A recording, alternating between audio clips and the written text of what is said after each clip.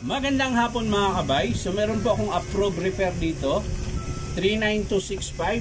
Ang model ito mga kabay ay STHM10 Stanley 10 kilos jackhammer. So ang papalitan natin mga kabay, control module niya. Ayan. Ito po yung ito yung inestimate ko nung nakaraan, yung nirekta ko po para malaman kung sira yung electronic module niya or control speed. So ito mga kabay, samahan nyo ako, kakabit natin. So yan mga kabay, nakalas ko na po yung screw. So ang ano na lang, yung cord clamp, kakalasin natin mga kabay. Cord clamp. Yun. Para po mabuksan natin.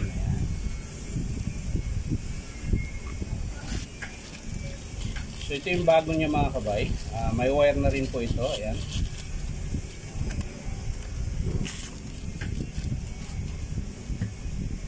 Ayan po, mahaba po yan. So madali lang po pagkabit yan mga kabay. Dahil dalawahan lang po yung wire. Ito yan. Ito papunta sa switch. Ito naman yung papunta sa armature field coil. Ayan. So unahin natin dito sa switch mga kabay. Hindi ko pa pala nakalas.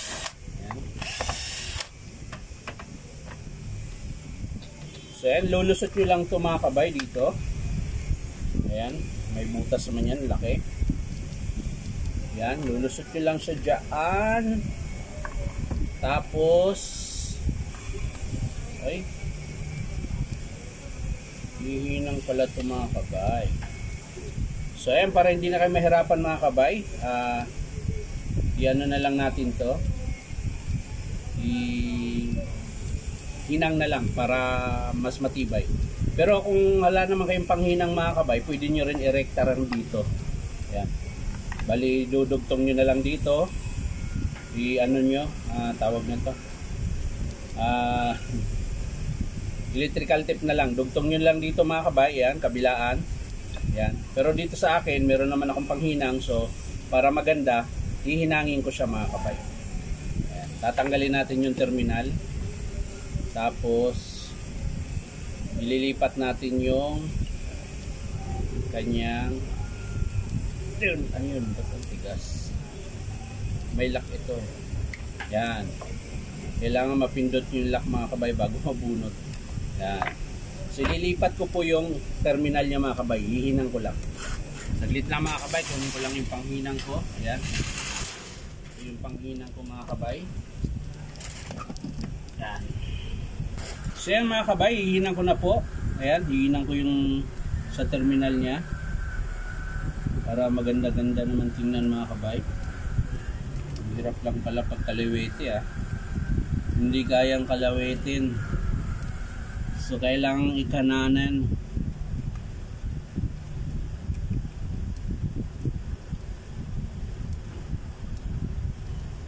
So yan na mga kabay. Yun na po yung terminal niya. So hininang ko na po. Ganun din po sa kabila mga kabay. Hinang din natin.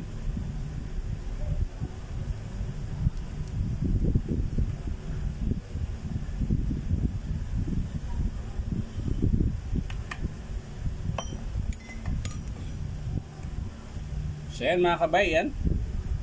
So okay na po yung dalawang wire niya. Nakahinang na. So pwede na nating ilagay sa kanyang switch mga kabay. Yan. Kabilaan din yan mga kabay. O yan, okay na mga kabay. So ang sunod mga kabay, kakabit na natin dito sa kanyang field coil armature. Ayan.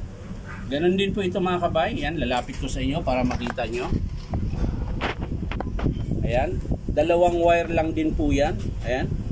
Terminal. Tapos meron po yung lock mga kabay na maliit.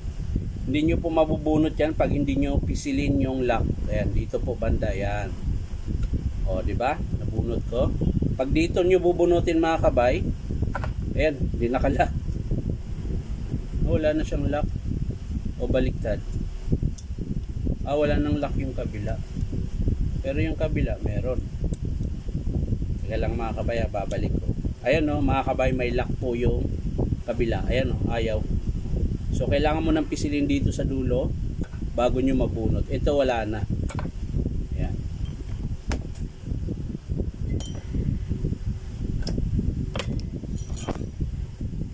So yan mga kabay, pagkakabit niyan, ayan, dalawang terminal lang din po. Kahit naman po siya magkabaliktad, okay lang. Wala siyang problema. So yan, kakabit na natin mga kabay. Yan. Bakit kaya walang lock yung... natupi mga kabay, kaya walang lock. Ayun no, bumaluktot yung pindutan niya. So itutuwid natin mga kabay.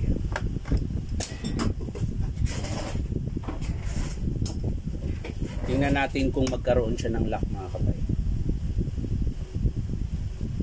Wala na talaga siya. Nagtampo na. Pero yung kabila mga kabay mayroong lock. Ayan o, tumutunog siya. Ito ayaw na. Hindi ko alam kung bakit. So hayaan na natin yan mga kabay kung ayaw niya. Hindi naman po yan mabunot dahil sakto lang po yan dyan. Ayan. Pag kinabit po natin yan mga kabay, nakalock na po yan. Ayan. Pag ayan. So ayos lang natin mga kabay.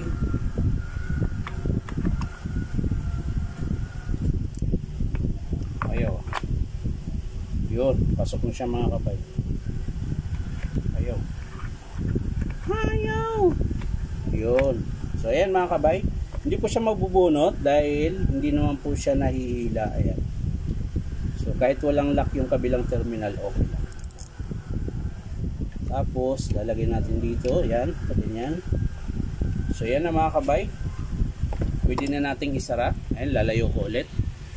Sasara na po natin mga kabay. Ayan. So yung cord clamp muna. Kailangan nating ibalik yung kanyang cord clamp. Teka lang, baka hindi abot.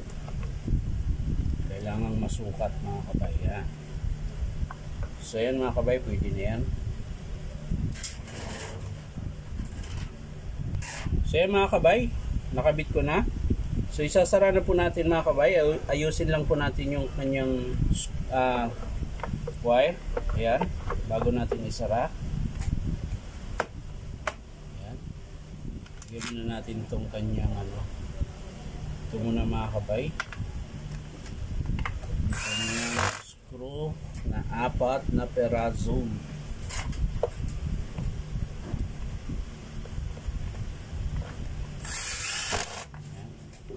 So i-screw lang po natin ito mga kabay. So yan mga kabay, sasara ko na po. Naikabit ko na po yung handle. So yung takip naman ang ikakabit natin last. Ayan. Tapos papaanda rin na po natin.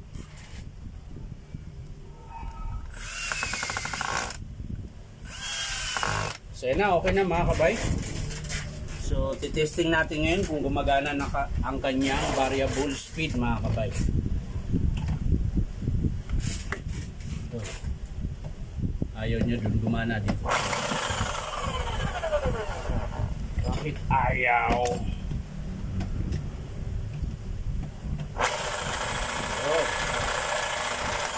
So yan mga kabay, nakauna po siya. Ayan, lalapit lang natin. Buo natin mga kabay.